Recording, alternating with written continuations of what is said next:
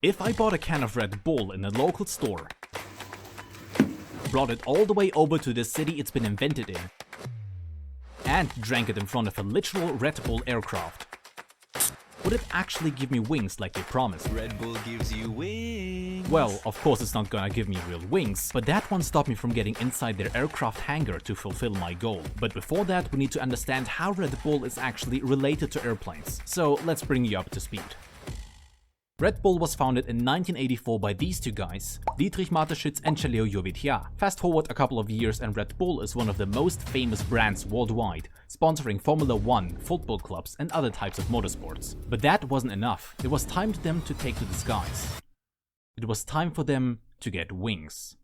In 1999, they formed a group of aerobatic pilots known as the Flying Bulls, and they have become known worldwide for their excellent piloting skills. And if that wasn't enough, they also operate rare World War II era airplanes. Back in the present time, I packed all my things, bought everything necessary, and hit the road towards their home base.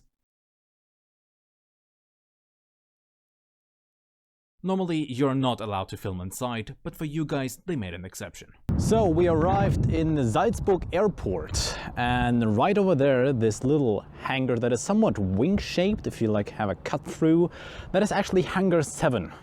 And it's home to one of the most unique aircraft collection in the entirety of Europe. So let's head inside. Behind me, you have the B-25J Mitchell. This is one of the most recognizable planes of the entire Red Bull Flying Bulls fleet, but the B-25s as they were used during the Doolittle raid that they took out from the USS Hornet aircraft carriers. This one was actually built in 1945 and never saw any service and was never used in World War II. After World War II was used for a couple bit of training for whatever the US Air Force did back then, but after that it was sold to a scrap yard and was supposed to be scrapped and, well, definitely completely demolished. But it was rescued by a little firefighting group in the mid-70s and was supposed to be rebuilt as a firefighting plane. But the plan was scrapped as there were not enough materials and not enough money to sponsor this entire project. After that, it was actually bought somewhere in the mid-80s. It was bought by Red Bull, and after that it went through all of America, through all different hangars, and then it stayed there.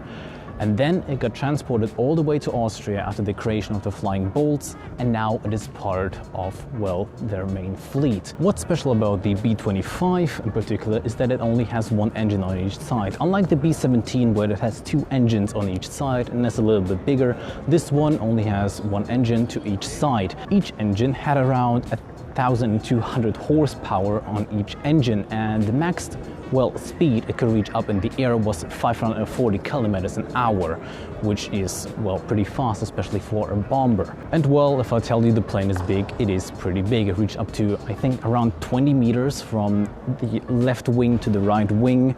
And if you see it in person, it is quite overwhelming. I'm not gonna make the mistake of saying it's huge, but it is quite massive, especially if you think that, well, these type of aircraft could take off from aircraft carriers, which is absolutely insane to begin with. Next up, I want to show you another pretty interesting plane, but before that, a quick interesting fact about the B-25. This is only one of 4 B-25s in Europe, so if you want to see B-25, you should definitely check it out over here.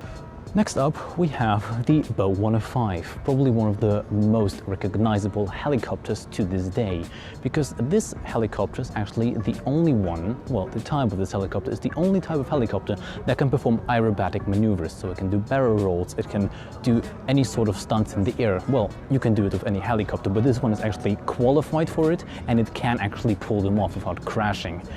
This particular Bo 105 was built in 1979 and then was given to the Flying Bulls in 2005. Before that, it was actually a police helicopter, either in Germany or Austria. And, well, a lot of Bo 105s were actually used as police helicopters or other different branches, but this later got converted to, well, the Flying Bulls fleet. As you can see on the front, we have the logo of Red Bull.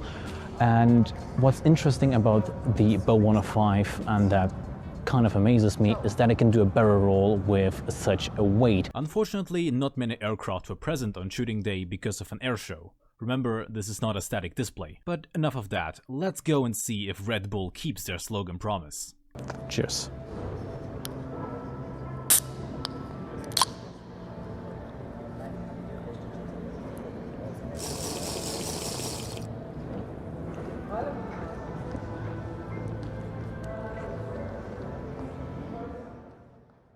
Behind me, you have probably one of the most special aircraft in this collection.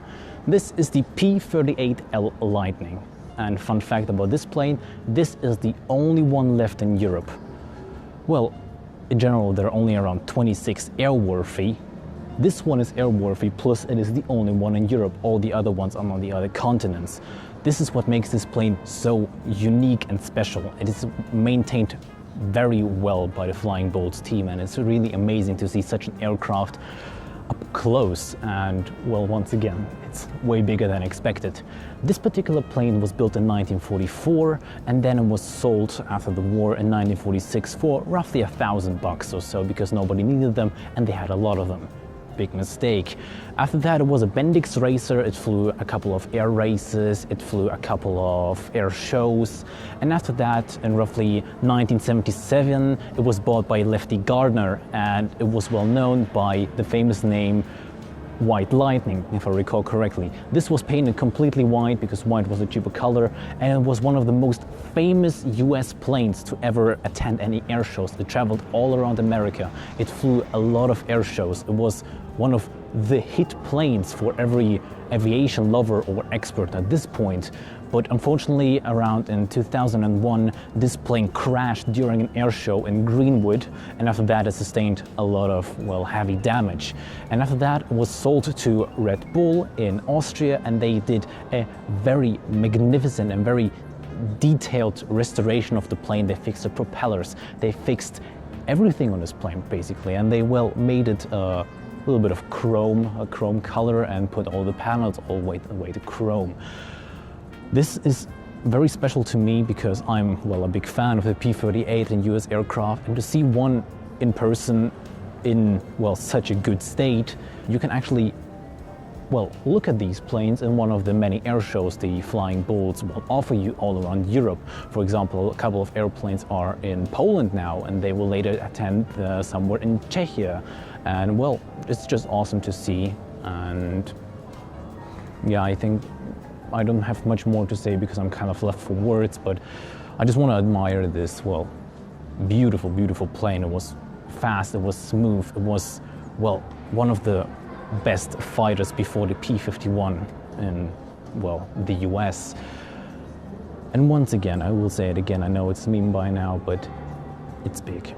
And with that, my first trip to Hangar-7 was complete. If you want to see me go again, please let me know by liking this video. A huge thank you to the Hangar-7 team for letting me film inside your amazing collection. Until next time, goodbye.